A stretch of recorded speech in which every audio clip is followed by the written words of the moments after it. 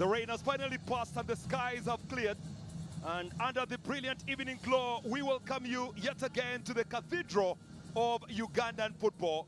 And that is none other than the Nelson Mandela Stadium for a game like no other this evening, as we bring you the second game of the night here at the cathedral of Ugandan sports. All lit up for a beautiful game of football between South Africa and Niger. This is a game of serious magnitude, as for South Africa, they would love to actually continue their very good run in the competition, and for Niger, yet to score a goal, by the way, in the competition, would like to do a little bit of a surprise in order to come back to the winning ways here tonight. It was raining a little bit early, but all that is done. The skies are clear and the crowd is here just in order to actually celebrate the game of football the African way. Here in Africa, we are welcoming, and most especially in the Pearl of Africa, Uganda, we have seen teams come, teams play, and fans getting very, very excited in regards to the game of football. Tonight, it is a high-stakes showdown in Group C as South Africa's Bafana take on the MENA of Niger, a clash that could actually dramatically reshape the group standing into the match over the action. All four teams are now entering their third match of their group stage. Nelson Mandela Stadium has been welcoming, and we welcome the two sides to a glorious evening of beautiful football. My name is Peter Tai, welcoming you yet again to the national broadcasters, big networks, UBC, both radio and television this evening. Bafana and Niger, a game of serious magnitude, a game of serious talking pointers. We welcome all the fans from wherever you are from, either from Niger or from the southern part of Africa. Welcome to the Nelson Mandela Stadium for a game of serious magnitude. Wherever you go to church or don't go to church, how you pray for your game to go your way, it doesn't matter. Football is played for 90 minutes, and today the first 45 will be blessing us, then later on the next 45 will be coming through.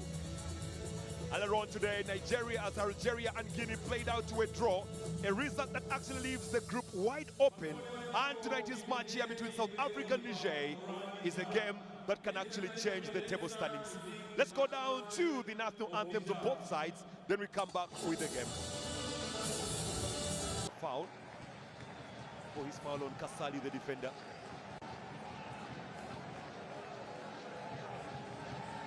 The same kind of energy we saw in the past game between Guinea and Algeria is the same.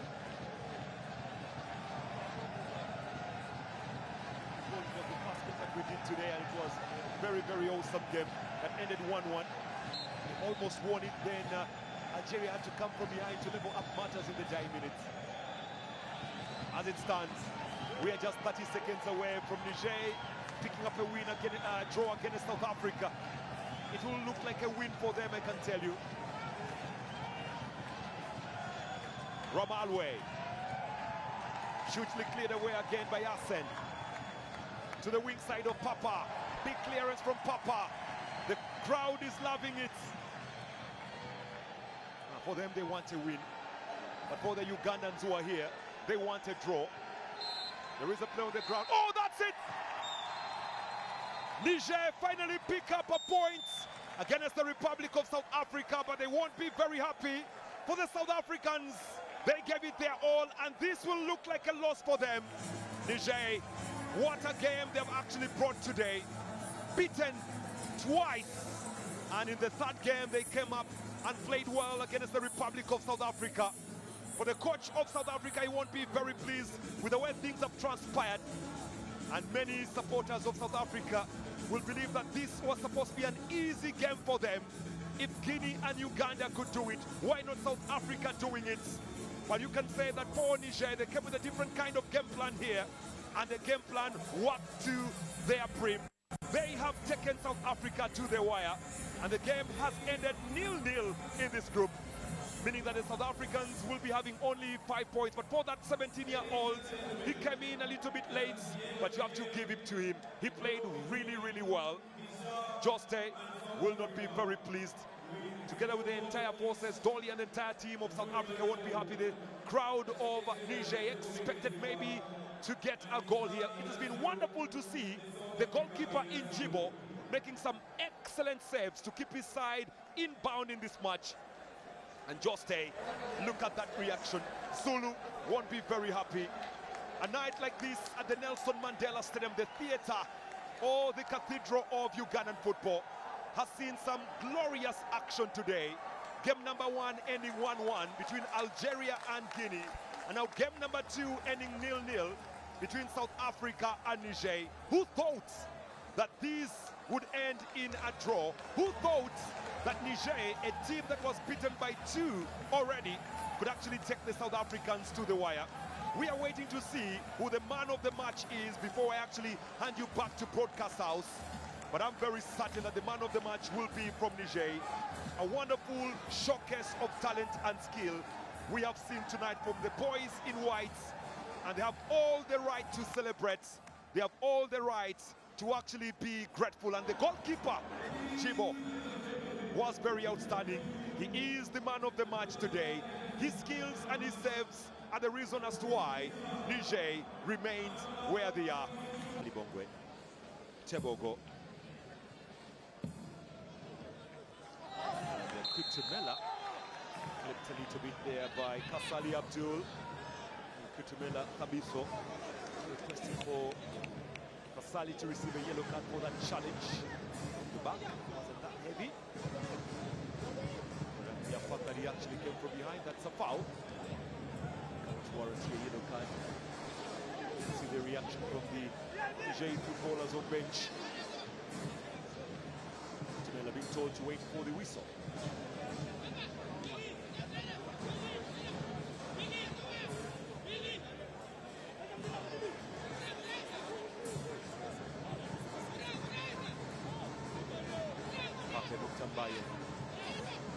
To stand on that wall, getting the commands from Jibo.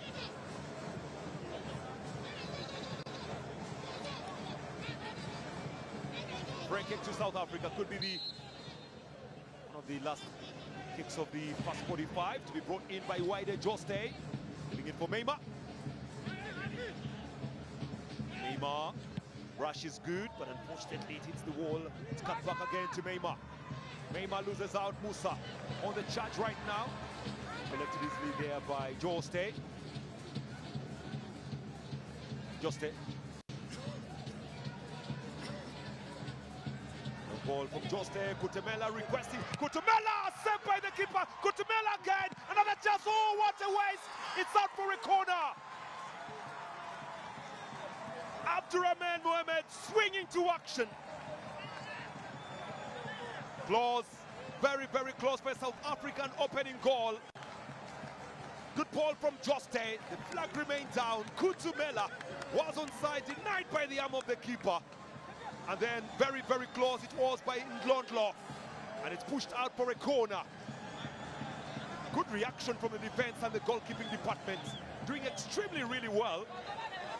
And Ndlondlo denied from close range by Abdurrahman Mohamed. Talk about dying for your team a little bit more. That's the reaction from the Niger defender. Kasali, exceptional piece of defensive work. Corner for the South Africans. Could be the final kick of the past 45 minutes. Everybody's inside the box, inclusive of Ramarwe Mfalele and Prayers on the other side of Niger. They have seen it, and they're a little bit scared.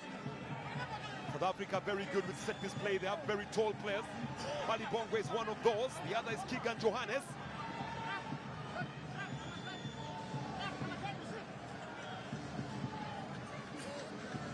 How they failed to score. How Abdul Rahman Mohamed kept that ball out is another story. Corner coming up for the South Africans now.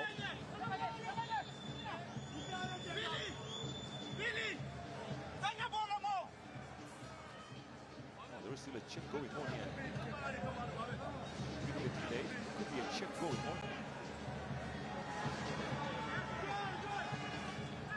There is a check going on, possibly for a handball, if I'm not very much mistaken, but there is a check.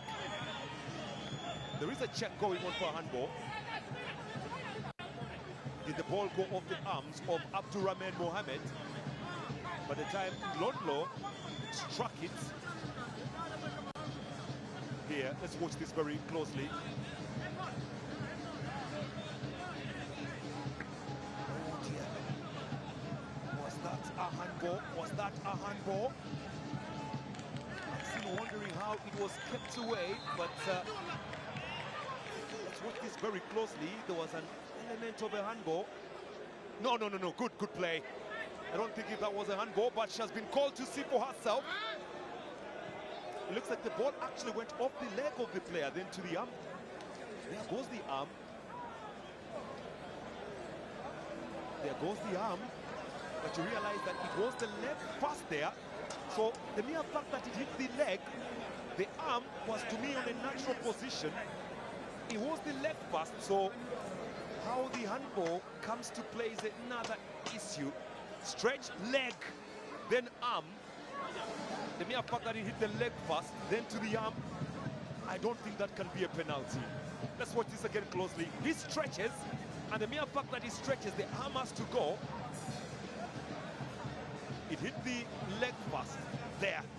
Then it ricocheted on his top.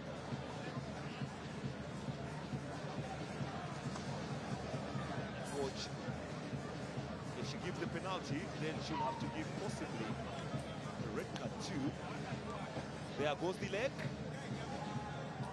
That angle is actually much better for the leg, really, because the ball hits his leg and then goes up. And you can see that it was just going up. It was going up, so that ball was not going into the back of the net, it was just going up. I think that's what she's still looking at. And they are still discussing on this one. The fact that it hit the defender's leg first, I don't think that she'll be able to give a penalty. Better angle. There you go.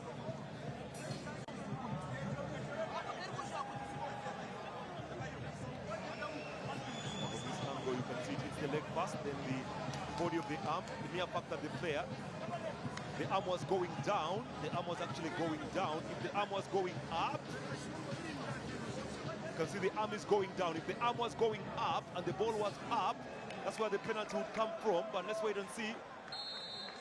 No penalty. Good call. Very good call from the referee. Very good call from the referee. Yeah, that's the second time that the penalty has been denied to South Africa by VAR. Good call. Very, very good call.